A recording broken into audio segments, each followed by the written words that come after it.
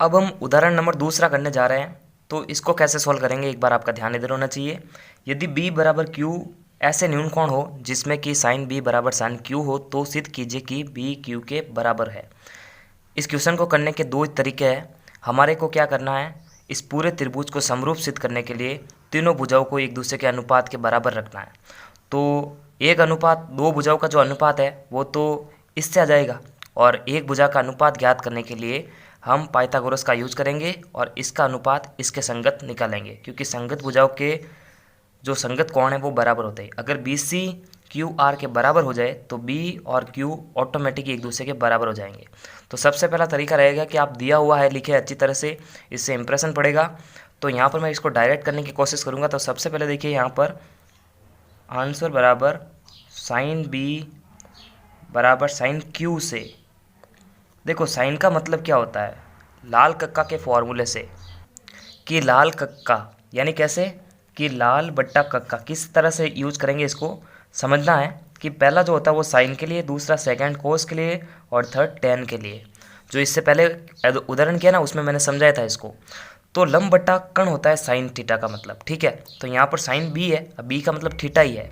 तो लंब बट्टा कर्ण इसको कैसे लिख सकते हैं अपन, देखो इसमें लंब ये है और कर्ण ये है। तो देखो इसको कैसे लिख सकते हैं, ए सी बट्टा ए बी, सही है। और साइन क्यू को अपन जो है इस वाले त्रिभुज में, क्योंकि बी इस त्रिभुज के अंदर था और क्यू इस त्रिभुज के अंदर है, तो लंब बट्टा कर्ण इस पर क्या होगा, पी आर बट्टा पी क्यू। अब देखना इसको वज्र गुणा से क्या करेंगे, इसके नीचे ये ले आएंगे और इसको उधर ले जाएंगे। इससे क्या होता है कि इस भुजा का अनुपात इसके साथ में हो जाएगा, इसका इसके साथ में होगा। तो यही तो हमारे को करना है, समरूप सिद्ध करने के लिए इस त्रिभुज की भुजा का अनुपात उसके साथ में, तीनों को एक दूसरे के साथ में मिलाना है। तो देखो क्या करेंगे, इसमें चेंज कर देंगे। ए सी तो अपनी जगह पे ही है, पी आर को इसके जगह नीचे ले आएंगे, यानी इन दोनों को चेंज कर रहे हैं बस, ठीक है, एक दूसरे की जगह चेंज कर रहे हैं। और इधर आ जाएगा ए बी और ए सी और पी क्यू हो जाएगा इसकी जगह, ठीक है। यानी हमने जो चेंज किया है वो इन दोनों भुजाओं के मध्य ही चेंज किया है, बाकी ये अपनी जगह पे है और ये पी क्यू भी अपनी जगह पे ही है, ठीक है। तो इतना सही चेंज किया है। अब इस समीकरण को आपको करना क्या है, इसके बराबर के रखना है। के मानकर जो है समीकरण 1 नंबर दे देना है, माना कि के बराबर है, ठीक है, माना के बराबर है। ये प्रोसेस करने के बाद में क्या करना है, पाइथागोरस का यूज करेंगे आप।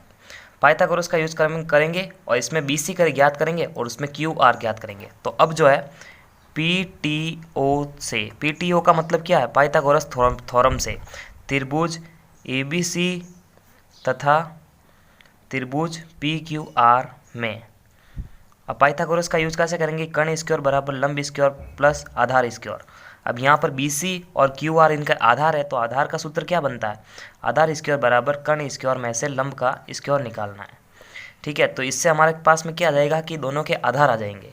तो देखो इसका आधार कैसे आ सकता है, आधार का स्क्वायर, तो बी सी का स्क्वायर बराबर कर्ण का स्क्वायर माइनस लंब का स्क्वायर। तो कर्ण ए बी है, ए बी का स्क्वायर माइनस लंब का स्क्वायर ए सी का स्क्वायर, ठीक है। अब इसको सॉल्व करें तो बी सी सिंगल चाहिए हमारे को, तो ये स्क्वायर हटेगा तो उधर जाके रूट बन जाएगा, ये ए बी का स्क्वायर माइनस ए सी का स्क्वायर। इसको समीकरण नंबर 2 देना है, ठीक है, समीकरण नंबर 2। अब इसी तरह जिस तरह से बी सी ज्ञात कर सकते हो उसी तरह क्यू आर भी तो ज्ञात कर सकता है। तो इसी प्रकार यहाँ पर लिख देना, इसी प्रकार क्यू आर का स्क्वायर बराबर पी क्यू का स्क्वायर माइनस पी आर का स्क्वायर, यानी कर्ण स्क्वायर माइनस लंब स्क्वायर। तो क्यू आर को अब वहीं पे रहने दो और P Q square minus P R का स्क्वायर, इस तरह से हो जाएगा, सेम इसी तरह है। अब क्या करेंगे, बी सी के साथ में क्यू आर का अनुपात लिखने की कोशिश करेंगे, ठीक है। तो बी सी बट्टा क्यू आर, तो इसको भी समीकरण नंबर 3 दे देते हैं। तो अब करते हैं समीकरण 2 बट्टा समीकरण 3, यानी 2 भाग समीकरण 3। तो बी सी के बट्टा क्यू आर लिखने का प्रयास करेंगे। तो बी सी का मान हमारे पास में है ए बी का स्क्वायर माइनस ए सी का स्क्वायर, और ये हमारे पास में है पी क्यू का स्क्वायर माइनस पी आर का स्क्वायर। अब देखना ऊपर की तरफ देखो आप कि इससे क्या होता है, इसका मतलब क्या होता है, जैसे ए बट्टा बी का मतलब क्या है कि ए बी के बराबर है, तो इस मेथड से तो ए सी पी आर के बराबर है और ए बी पी क्यू के बराबर है। तो हम क्या करेंगे, समीकरण 1 से इन दोनों के मान एक दूसरे के अंदर रखने का प्रयास करेंगे। यानी ए बी की जगह पी क्यू लिखूंगा मैं, तो देखो इसको आगे बढ़ा रहे हैं, ए बी की जगह लिख सकते हैं यहाँ पर पी क्यू का स्क्वायर। अब देखो पी क्यू ये किसके बराबर है, ए सी बटा पी आर, ये बराबर है के बराबर। तो यहाँ से देखना आप समीकरण 1 के अंदर ही मैं ए सी की जगह ए बी की जगह जो है क्या लिख सकता हूँ, ए बी बराबर बट्टा पी क्यू बराबर के। तो ए बी का मान यहाँ से निकालना हो मेरे को, तो इसका क्या होगा के पी क्यू। यहाँ से समझ में आ रहा है आपको समीकरण 1 से कि ए बी बट्टा पी क्यू जो है के बराबर माना गया है। इसका मतलब ए बी का मान होगा, इससे वज्र गुणा होगा तो के स्क्वायर भी तो होगा, माइनस ए सी बट्टा पी आर, ए सी बट्टा पी आर भी तो के बराबर है। तो ए सी का मान निकालेंगे के इंटू पी आर, तो के स्क्वायर माइनस के स्क्वायर इंटू पी आर का स्क्वायर बट्टे के अंदर है P Q square minus P R का स्क्वायर। आप अगर यहाँ पर ये कंडीशन को समझ गए तो ये क्वेश्चन आपसे सॉल्व हो जाएगा। अगर यहाँ पर ये कंडीशन समझ में नहीं आया आपको तो ये क्वेश्चन सॉल्व नहीं होगा। और बहुत ही सिंपल है ये तो कि ए सी बट्टा पी आर जो है के बराबर है, ए बी बट्टा पी क्यू भी जो है के बराबर है। तो ए बी का मान ज्ञात करने के लिए इसके बराबर लिख दो आप। सेम इसी तरीके से इसको भी एक दूसरे के बराबर लिखा, तो ये तो के से ही इंटू होगा वज्र गुणा होके, तो ए बी और ए सी का मान निकालना बस। अब देखो क्या करेंगे, इस के स्क्वायर को बाहर की तरफ ले लेंगे, के स्क्वायर को। देखो ये स्क्वायर, देखो कभी भी कोई चीज़ रूट में है और स्क्वायर में है, ठीक है, तो सबसे पहले मैं इसको कॉमन लेके ही बताऊंगा आपको तरीके से पूरा, के स्क्वायर। तो देखो P Q square minus P R का स्क्वायर बट्टा है पी क्यू का स्क्वायर माइनस पी आर का स्क्वायर। अब ध्यान देना, कभी भी कोई चीज़ रूट में है इसको सॉल्व करेंगे आप, स्क्वायर में है तो जैसे कोई ABCD का अंक है या अक्षर है, अंक हो ही नहीं सकता ABCD वाला, तो चरपदी होगा, इसको आप सॉल्व करेंगे ना तो ये स्क्वायर हट के ये सिंगल संख्या बाहर आ जाएगी। तो इसका मतलब ये के बाहर आ जाना चाहिए। तो देखो बी सी बट्टा क्यू आर के बराबर ये के बाहर आ जाएगा, क्योंकि के पर भी तो रूट है और अंदर रह जाएंगे दो value, P Q square minus P R का स्क्वायर बट्टे के अंदर भी जो है रूट पी क्यू का स्क्वायर माइनस पी आर का स्क्वायर, दोनों वैल्यू बराबर है, एक दूसरे को काट देगी। तो देखो बी सी बट्टा क्यू आर भी के बराबर आ चुका है। इसको समीकरण नंबर 4 देंगे। अब देखो समीकरण नंबर 1 से और समीकरण नंबर 4 से क्या होता है कि तीनों भुजाएं एक दूसरे के बराबर हो जाती है। तो समीकरण 1 व 4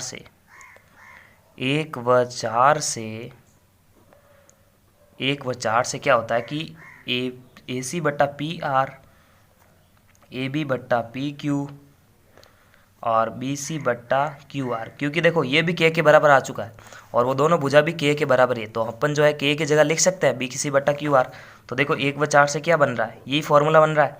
और जब दो त्रिभुजों की भुजाएं संगत अनुपात में है तो वो त्रिभुज, दोनों त्रिभुज जो है क्या होंगे, समरूप होंगे। ए बी सी समरूप त्रिभुज पी क्यू आर जब समरूप है और इनकी भुजा कौन सी है, देखो BC के संगत, BC का अनुपात अगर QR के साथ में आ जाए, मैंने पहले ही बताया था, तो संगत भुजाओं के संगत कोण भी क्या होता है, बराबर होता है। तो कोण B बराबर कोण QR।